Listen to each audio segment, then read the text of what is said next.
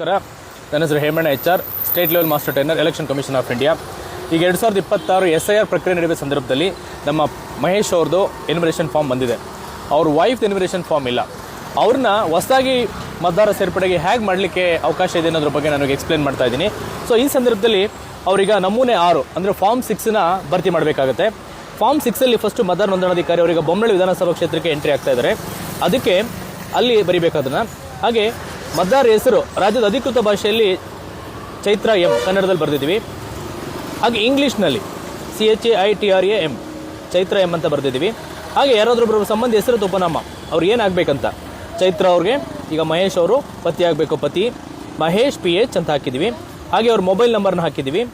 ಹಾಗೆ ಅವರು ಏನೇನು ಡಾಕ್ಯುಮೆಂಟ್ಸನ್ನು ಕೊಡ್ತಾರೆ, ಆಧಾರನ್ನು ಕೊಡ್ತಾ ಇದ್ದಾರೆ, ಆಧಾರನ ಮೆನ್ಷನ್ ಮಾಡಿದ್ದೀನಿ. ಹಾಗೆ ಲಿಂಗ ಮಹಿಳೆ ಅಂತ ಹಾಕಿದ್ದೀವಿ.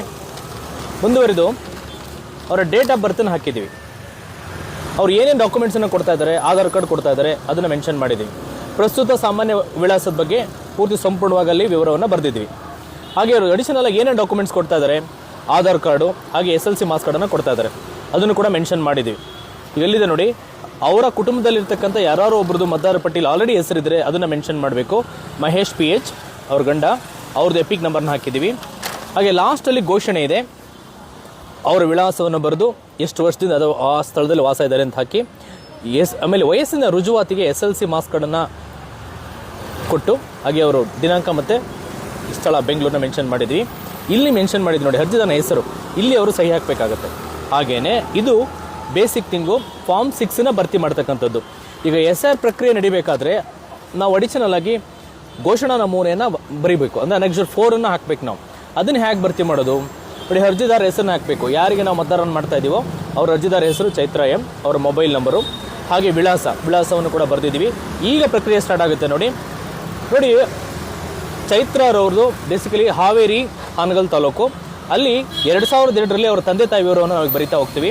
ಮತದಾರ ಹೆಸರು ಅವ್ರ ತಂದೆ ವಿಳಾಸ, ತಂದೆ ಇನ್ಫಾರ್ಮೇಷನನ್ನು ಕೊಡ್ತಾ ಹೋಗ್ತೀವಿ. ಹಾಗೆ ಈಗ ರೈಟ್ ಸೈಡಲ್ಲಿ ಬರೀಬೇಕು, ಅವ್ರ ತಂದೆ ಇನ್ಫಾರ್ಮೇಷನ್ ಇರೋದ್ರಿಂದ ಅವರೇ ಮತದಾರ ಆಗಿದ್ರೆ ಇಲ್ಲಿ ಲೆಫ್ಟಲ್ಲಿ ಬರಿತಿದ್ವಿ. ಈಗ ಅವ್ರ ತಂದೆ ಇನ್ಫಾರ್ಮೇಷನ್ ಬರಿತಾ ಇರೋದ್ರಿಂದ ಅವ್ರ ತಂದೆ ಹೆಸರು ಬರಿತಾ ಇದ್ದೀವಿ ನೋಡಿ, ಮರಡಪ್ಪ ಬಾರ್ಕಿ. ಅವ್ರದ್ದು ಎಪಿಕ್ ನಂಬರು.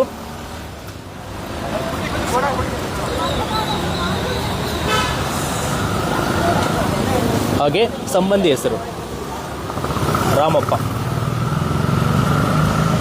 ಸಂಬಂಧ ಫಾದರ್, ಜಿಲ್ಲೆ ಬಂದು ಹಾವೇರಿ, ರಾಜ್ಯ ಕರ್ನಾಟಕ, ವಿಧಾನಸಭಾ ಕ್ಷೇತ್ರದ ಹೆಸರು ಹಾನಗಲ್,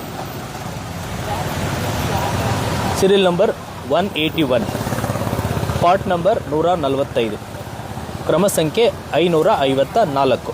ಇದಿಷ್ಟು ಕೂಡ ಅವರ ಪ್ರೊಜಿನಿ ಅಂದರೆ ಅವರ ತಂದೆಯ ಇನ್ಫಾರ್ಮೇಷನ್ ಆಯಿತು. ಈಗ ಕೆಳಗಡೆ ಬರೋಣ. ಮತ್ತೆ ತಂದೆ ಅಥವಾ ಪೋಷಕರ ಹೆಸರು, ತಂದೆ ಹೆಸರು ಮರಡಪ್ಪ,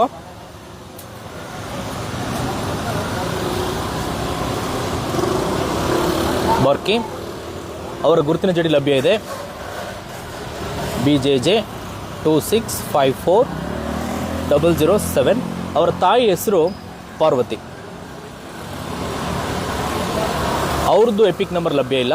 ಹಾಗೆ ಅವರ ಸಂಗಾತಿ ಹೆಸರು ಮಹೇಶ್ PH, ಅವರ ಗುರುತಿನ ಚೀಟಿ ಲಭ್ಯ ಇದೆ, ಬರೆದಿದ್ದೀವಿ. ಹಾಗೆ ನೋಡಿ, ಅಲ್ಲಿ 3 ಕಂಡೀಷನ್ಗಳಿದೆ. ನಾನು ಇತರ ಯಾವ ದೇಶದ ಪೌರತ್ವವನ್ನು ಪಡೆದುಕೊಂಡಿಲ್ಲ, ನಾನು ಮತದಾರ ಪಟ್ಟಿಯಲ್ಲಿ 6ರ ಮೂಲಕ ಯಾವ ಮತಕ್ಷೇತ್ರ ಕೂಡ ವಿಧಾನಸಭೆಯಾಗಲಿ ಸಂಸದೀಯರಲ್ಲಿ ಸೇರಿಸೋದಿಲ್ಲ. ಹಾಗೆ ಇನ್ನೊಂದು ರೂಲ್ಸ್ ಇದೆ, ನಾನು ಹೇಳಿದಂಥ ಮಾಹಿತಿ ತಪ್ಪಾಗಿದೆ, ನನಗೆ ಶಿಕ್ಷೆ ಕೂಡ ವಿಧಿಸ್ಬೋದು ಅಂತ. ಹಾಗೆ ಲಾಸ್ಟಲ್ಲಿ ಮತದಾರರು ಸೈನ್ ಮಾಡಬೇಕು, ಕೊನೆಗೆ BLO ಸೈನ್ ಇರುತ್ತೆ. ಇಷ್ಟು ಇನ್ಫಾರ್ಮೇಷನ್ ಅವ್ರು ಭರ್ತಿ ಮಾಡಿ ಈ ಫಾರ್ಮ್ 6 ಜೊತೆಗೆ ಅಟ್ಯಾಚ್ ಮಾಡಿ ಅದು ಅವ್ರು ಕೊಟ್ಟರೆ ಹೊಸ ಮತದಾರ ಸೇರ್ಪಡೆ ಆಗುತ್ತೆ. ಈ ಮತದಾರ ಫಾರ್ಮ್ ನಂಬರ್ 6 ಯಾರು ಕೊಡ್ತಾರೆ ಸರ್? ಇದನ್ನು ಬೂತ್ ಲೆವೆಲ್ ಆಫೀಸರಿಂದ ಇಸ್ಕೊಂಡು ಮತದಾರನ ಕಂಪ್ಲೀಟಾಗಿ ಭರ್ತಿ ಮಾಡಿ ಮತ್ತೆ ಅವ್ರಿಗೆ ವಾಪಸ್ ಕೊಡಬೇಕಾಗುತ್ತೆ. ಭರ್ತಿ ಮಾಡಿ ಎಷ್ಟು ದಿವಸದಲ್ಲಿ ಕೊಡಬೇಕು ಸರ್? ಈಗ 29 ಒಳಗಡೆ ಕೊಟ್ಟರೆ ಒಳ್ಳೇದು. ಅವ್ರಿಗೆ 29 ಜುಲೈ 2026 ಒಳಗಡೆ ಕೊಟ್ಟರೆ ಒಳ್ಳೇದು. Okay sir, okay. ಇದಕ್ಕೆ ಯಾವ್ದಾದ್ರು ಶುಲ್ಕ ಕೊಡಬೇಕಾ? ಯಾವುದೂ ಇಲ್ಲ, ಶುಲ್ಕ ಏನು ಪೇ ಮಾಡೋಗಿಲ್ಲ. Thank you.